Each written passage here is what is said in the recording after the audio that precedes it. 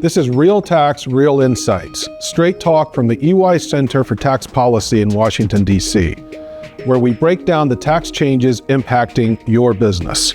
Keeping up with the pace and volume of legislative changes is a key challenge for many tax leaders. They must understand new proposals, measure the potential impact and risk of those proposals, and importantly, communicate all those items to relevant stakeholders. And that's no easy task. We created the U.S. Center for Tax Policy to help our clients prepare for tax policy changes before they occur. I'm proud to be a part of the Center's new show, Real Tax, Real Insights, where seasoned EY tax leaders will join me for straight talk on the tax topics impacting your business. We're kicking off the series with Aruna Kalyanam, EY's global tax policy leader.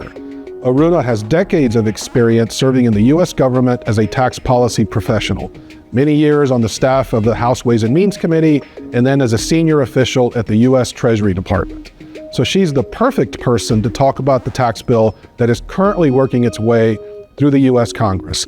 Thank you for joining me, Aruna. Thanks so much, Jose. It's a really exciting time to be talking tax policy. All right, so let's dig in. We'll start with the bill in Congress. What are the biggest challenges facing the U.S. Congress as it tries to craft this bill? You know, frankly, at this point, the biggest single challenge is simply getting to yes, building that agreement around one single set of provisions that can be passed in both chambers. I think it's fair to say that roughly 80% of the package enjoys broad support in both chambers. But it's that other problematic 20% that's really creating 80% of the problems. And you wonder what's going into that 20%. How difficult can that be to jump over?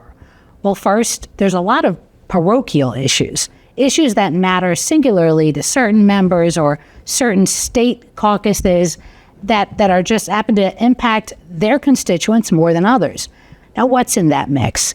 State and local taxes, the deduction for state income taxes, that's going to be a big issue, and we can already see that playing out in front of us. The reforms to the Medicaid health program are going to have disparate impacts in different parts of the country. And then finally, it's red state green energy investments that have already taken place or are scheduled to take place. Those are all going to be a little bit tough. I would also add into this sort of list of challenges the budget, frankly, and exactly how Congress is going to look at the debt, the deficits that are going to come from this bill. You're going to have one side of membership that's going to really feel strongly about deficits. The deficit hawks are kind of on that side.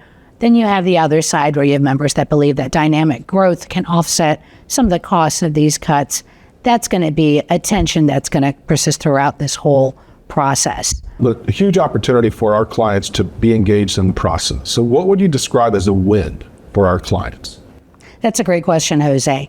Really, at the end of the day, our clients win by engaging with the process. They need to stay ahead of the game, be vigilant of the changes that come in every twist and turn along this pathway. And what does that mean exactly? You need to first establish your priorities. Establish what are sort of the key elements that are going to govern your business's success, and also weigh that against how you're going to mitigate some of the downsides that might come out of this bill. I think it's my experience has taught me that virtually no business, no single company has been 100% satisfied with the outcomes of a $1 trillion, several trillions of dollars package like we're seeing before us. So it's really being able to tell your best story and engaging in a way that you can clearly communicate those priorities, both on the front end, both on the back end, and mitigating those downsides. So you're a veteran of this process, worked on a lot of legislation over the years, especially during your time on the Hill. We're close to the end, but there could be surprises. So what would you be looking out for? Sleeper issues, unknown issues, et cetera? Yeah, Jose, there's always going to be some unexpected twists and turns over here. So it's simply the process is going to be fluid. So we just got to be ready for those twists and turns. And it's hard to look into a crystal ball and predict where they are. But I think they kind of tie back to what the challenges are right now.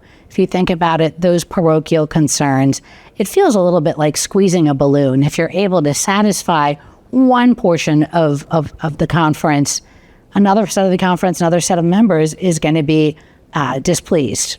Some of it is also going to be, so you think about the SALT state members, you think about the Medicaid reforms, you think about the green energy reforms that are also in this bill. It's figuring out what those are. And then again, there's this budget question. As these pieces, these policy provisions make their way into the bill, some fall out, some come in, you get updated estimates. And all of these just kind of complicate the landscape against which you're doing this bill, especially in this reconciliation process. So again, just reinforcing the message about engagement, agility, stay out ahead, tell your story, minimize the downside and maximize the upside. So thanks for joining us today. And thank you all for watching the premiere of Real Tax, Real Insights.